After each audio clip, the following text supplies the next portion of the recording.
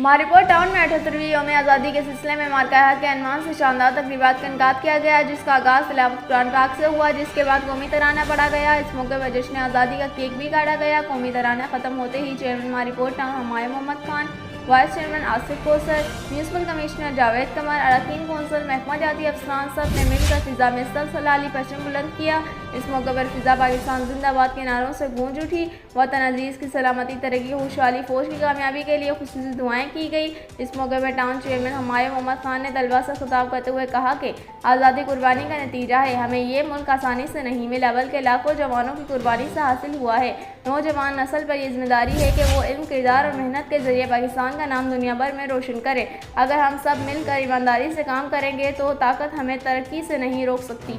तलबा और सतीजा का जज्बा देखकर यकीन होता है कि पाकिस्तान का मुस्तकबिल महफूज हाथों में है। तलबा ने कौमी परचम लहराए, मिली नगमे गाए और पाकिस्तान के हक में फलक शगाफ नारे लगाए।